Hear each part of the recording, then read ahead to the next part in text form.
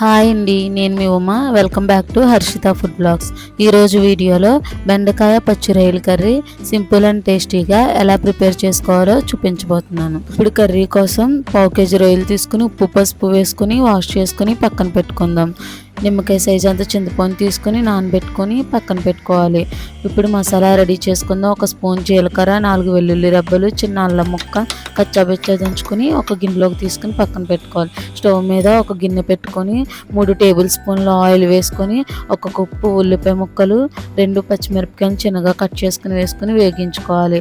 ఇప్పుడు మనం ముందుగా వాష్ చేసి పెట్టుకున్న రొయ్యలు వేసుకొని ఒకసారి వేగించుకోవాలి. ఇప్పుడు రుచికి తగినంత ఉప్పు, 1/2 స్పూన్ పసుపు వేసుకొని బాగా కలుపుకొని మూత పెట్టి 5 నిమిషాల పాటు వేగనివ్వాలి. రొయ్యలు కొంచెం వేగిన తర్వాత ఒక టమాటా చిన్న ముక్కలుగా కట్ చేసుకుని వేసుకొని 2 నిమిషాలు మగ్గనివ్వాలి. టమాటా కొంచెం మగ్గిన తర్వాత బెండకాయలని ఇలా సన్నగా పొడవుగా కట్ చేసుకుని వేసుకోవాలి. బెండకాయలన్నీ వేసుకున్న తర్వాత ఒకసారి బాగా కలుపుకొని 2 టేబుల్ స్పూన్లు కారం వేసుకొని గ్లాసున్నర వాటర్ వేసుకొని ఒకసారి బాగా కలుపుకొని మూత పెట్టి బెండకాయ ఉడికేంత వరకు ఉడికించుకోవాలి.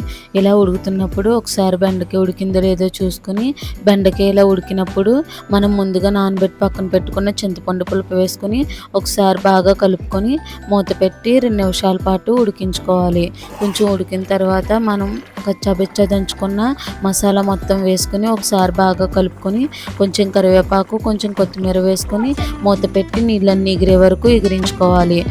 వాటర్ ఇలా దగ్గరగా ఎగిరిన తర్వాత కొంచెం కొత్తిమీర వేసుకొని ఒక బౌల్లోకి సర్వ్ చేసుకుంటే వేడి వేడి బెండకాయ పచ్చి రొయ్యల కర్రీ రెడీ అయిపోయినట్టే.